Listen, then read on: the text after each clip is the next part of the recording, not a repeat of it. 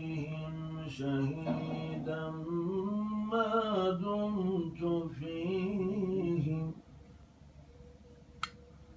فلما توفيتني كنت أنت الرقيب عليهم وأنت على كل شيء